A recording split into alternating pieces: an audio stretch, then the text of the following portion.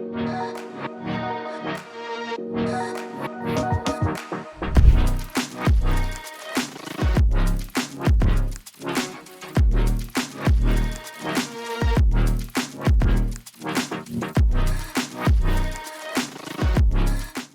name is MD404 Lawal, also known as H.O.B Lawal. I am a past district governor of Lion Tolulope in Nigeria, and I also happen to be the charter president of the Ikorodu Lions Club. And it is to the glory of God, through the assistance and support of Lions of Nigeria, that I also became the international director in 2009 to 2011, as the international director of Lions Club on the platform of the then affirming, meaning India, South Asia, Africa, and Middle East constitutional area. Right now, I am a trustee of Lions Club International Foundation, LCIF. But even before I attended that level, I've served in many other capacities. I feel very proud to mention that I was the global membership team constitutional area leader for Africa. At the time, Africa grew to become a constitutional area, that is attaining the 30,000 membership mark, which was given to us by the International Board when I was serving as an international director. I've been the past district governor for more than 30 years now, and we feel very proud about the landmark achievements that were made during my tenure, before and even after, by those that have succeeded me. So, to Almighty God be the glory. So first of all, I must thank my late friend, also an elder. He was several years older than me, and yet we were very close as friends. That was Architect Chief Lion Balogun. I used to visit his office on a regular basis in the 80s. And one afternoon, he just casually mentioned, "Oh, H.O.B, why don't you think of forming a Lions Club in Ikorodu?" He did not even tell me the details. I did not know what it meant. It's like wanting to obey an elderly friend. So I came back to Ikorodu here, and at that time too, we had the Lagos State Civil Service Club. I was not a civil servant, but I had many civil servant friends. But then many of us that were members of that club at that time too were those in the private sector. Ikorodu then was a very small place. So we gathered ourselves together and we just started like that. And it's still to the glory of God that of the 25 members that started then, 4 are still very much alive, still in the club. Now, unfortunately, my colleagues at that time wrongly thought that I knew more about Lionism than they did. So they kind of forced me to be their charter president. And I tried my best, and since that time, we kind of institutionalized a succession every year. So no president has ever spent 2 terms in office. Spend 1 year out. So that is there. But then with time, I started to get more and more interested in Lionism, because I was still very close to late Chief Lion Balogun, who of course had also recently become a district governor. And until he died, he was the most decorated lion in Nigeria. And so those of us that are much younger used to be fascinated by all the laurels that he had acquired in service. And Lion Balogun was a very generous man, very kind to a fault. I'm not sure that he ever had a friend who regretted knowing him. So, may so rest in peace. So he actually encouraged people like me to be part and parcel of the Lions movement.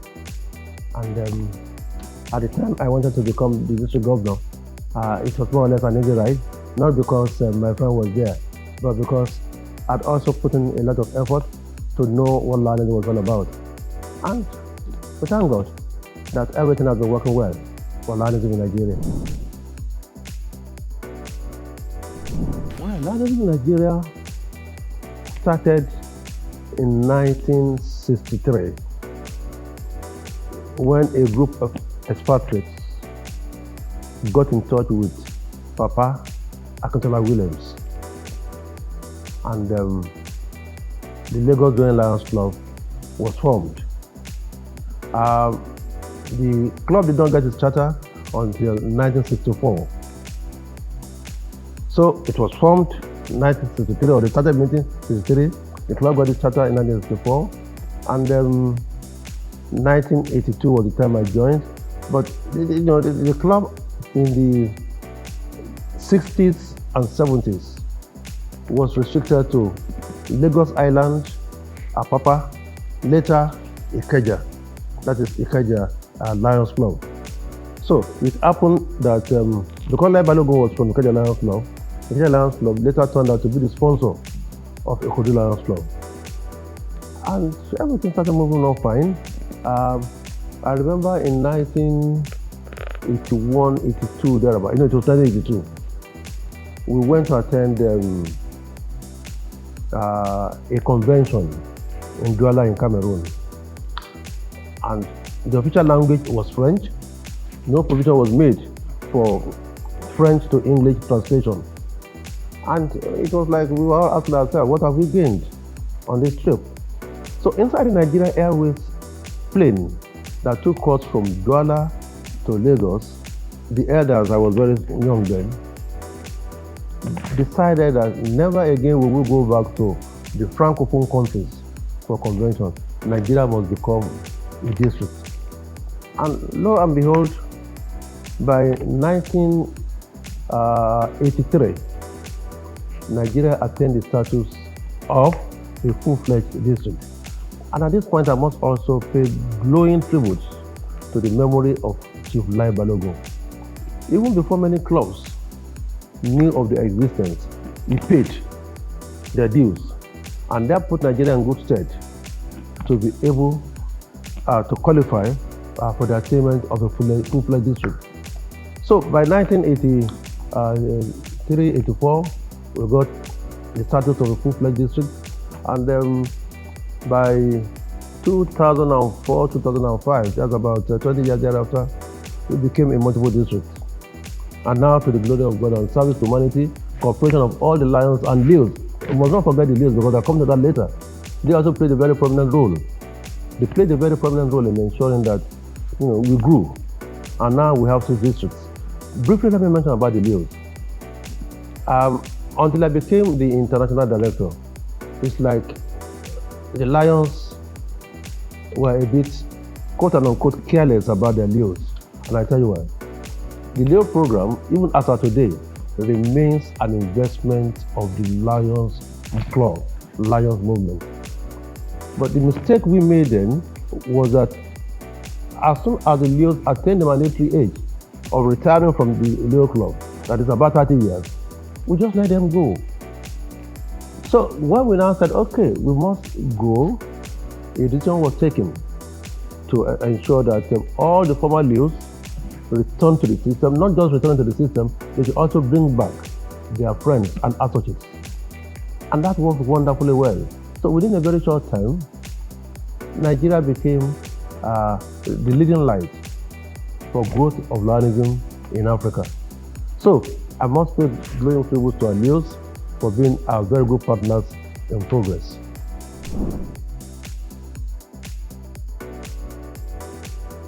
Talking about constitutional area, brings us into the structure of Lions Club. Now, that is structure adopted by the Lions Club for convenience of management. Now, we have constitutional area 1, that is the US, area 2, Canada, 3, that is the FOLAC, that is the Caribbeans and so on, and Latin American countries, area 4, that is Europe, 5, area 5, that is the OSIL, that is Southeast Asia group, and Area 6, that is affirming, India, South Asia, and Middle East. Africa is out of it now.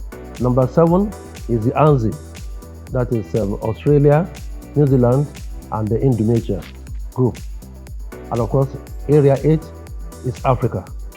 And we must also understand the politics of this management. If you are not a constitutional area, you cannot have a permanent seat on board. So, in Africa, we were late in realizing that, because directorship used to be rotated with Lions of the Same every 4 years. And a lot of dirty politics came into play, Indians wanting to dominate the system and so on and so forth. But somehow, we got an understanding international president when I was on board. That was the person of past President Albert Wolff of Germany. He called me and asked, H.O.B, can you show me somewhere in the constitution where it is written that you must attain 40,000 to become a constitutional area? I said, I cannot find it, sir. He said, okay. He said he was going to champion the cause to make Africa a constitutional area. I was very much excited. And of course, the onus then fell on me to prepare the blueprint for growth in Africa. That was what is now known today as Africa Challenge. So, but within the system then, even when I was serving on the board, some past presidents tried to caution him that why don't you challenge these Africans to grow? Don't let them feel that they could just get to the start of the constitutional area on the platform of gold. They should work hard for it. So we work hard for it, and we attain that level. So it is to the glory of God now that Africa now has a permanent seat on the international board, and our directors are elected every even year. So we have one that is on board now. In 2024, by His grace, we are going to elect another person, and we have our eyes on our own international director in the sea, Dr. Cycles. By the grace of God, when we get to the African Forum in Ghana in November, we shall collect the endorsement, and she will come in when we go to Melbourne in Australia for the international convention. Well, I did not take you into the long history of the Lion Flower. It started in 1917 by Melvin Jones and later became international. Edwin Keller challenged Lions to become Knights of the Blind, and so on and so forth. We all know all about that. But the interesting thing is that to occupy the position of office of the international president is also a lot of politics. Now, Africa became a constitutional area in 2019, and we're now in 2023. I think in the last 4 years, we have been stable about our growth. We were about 30,000 in 2019, and today we are about 35,000. And the board had considered it necessary to consider that position to Africa. That is, position of the third vice president for election at the International Convention in Melbourne, Australia. That is 2024. So it's something that moves around. But if Africa gets it this time around, before it can come back to Africa again, it's going to take at least 8 to 10 years. Yeah, it's a game of number. Africa is getting it now, fine. Then another continental area must get it up to Africa. And it has to go round and round like that. And for now, we have 8 constitutional areas. Of course, all constitutional areas are part and parcel of the board. But it's also said that in the animal kingdom, all animals are equal, but some are more equal than the other. More equal than the other in the sense that the US and the Indians, they are there in large numbers. We are just at 5,000. India alone presently boasts about 280,000.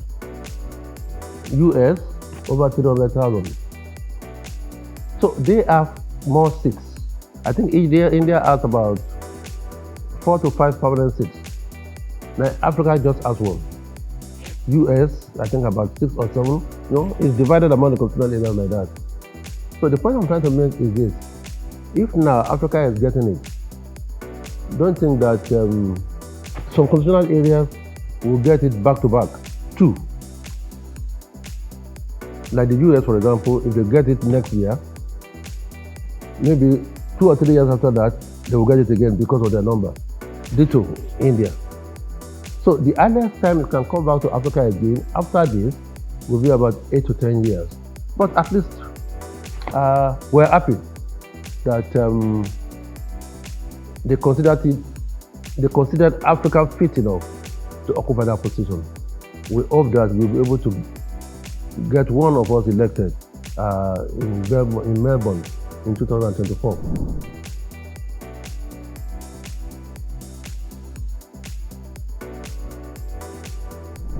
Upon the attainment of 50 years, the 50 years anniversary, Lion Tolulope International Foundation was formed. I think that was 1965, 60s, I hope, right? Yeah.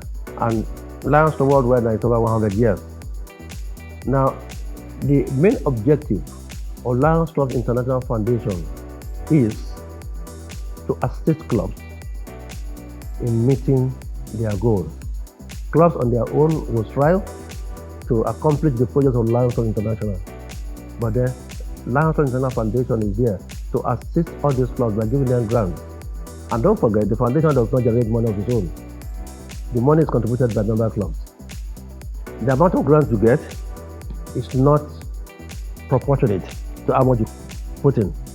But the most important thing is that you also have to be identified as one of the contributors to Lion Tolulope International Foundation. All right? So, SCIM comes to assist clubs. Some years ago, Lion Tolulope International created 5 core service areas: vision, environment, youth empowerment, feeding the hungry, and of course diabetes, and also pediatric cancer. That is in addition to humanitarian services that we do during flood disaster, earthquake, and other natural disasters that will occur. So, but these clubs at this moment are getting assistance from SIM to play a prominent role in achieving those goals. So that is happening all over the country, and I feel very happy about that. But my only appeal to my Lion friends out there is that we must also ensure that we contribute little drops of water to that central pool from which we have drunk, and we are still drinking, and we continue to drink. Nobody is asking Africans to donate the amount of money equal to what they are trying to do. Far away from that. Everybody recognizes Africa as a developing continent. So they consider us the right to draw more than we are able to contribute. But at least we must also show our appreciation by contributing to the central pool. We have the Nigerian equivalent of the Lion Tolulope International Foundation. That is Nigerian Lions Charity Foundation, NLCM. That was started even before I became district governor. I remember it was launched by late Pid H.O.B Lawal and other district governors after him followed. What is it called? Adedeji Bajayi, Irotume, and many others. But when I came in as district governor in 1993-94, I said, let us give foundation the true semblance of a foundation. All the monies generated in the past was spent. So I consulted with late Ola Vincent, retired Central Bank Governor. I said, Papa, we are going to give this foundation the semblance of a foundation, and you must be the chairman. And Papa said, okay, fine, but you know that my rules are tough. He said, what is it? You cannot draw. I said, yes. We don't draw from the money. And Papa gladly managed the funds very well. And it is also the glory of God and service to humanity by all the Lions of Nigeria that foundation has grown big.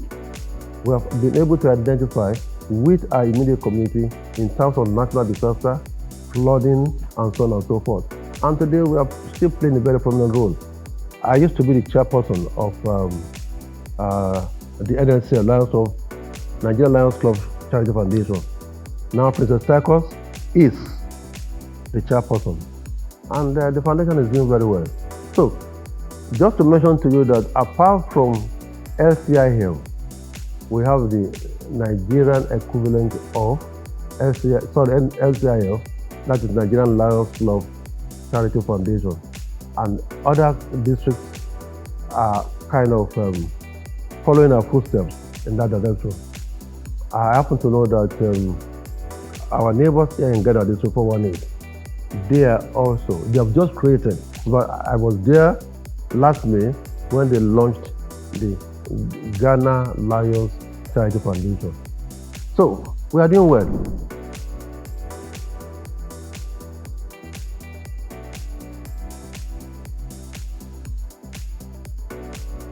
I don't know its age now, but it's my interest to know that I became district governor at the age of 43.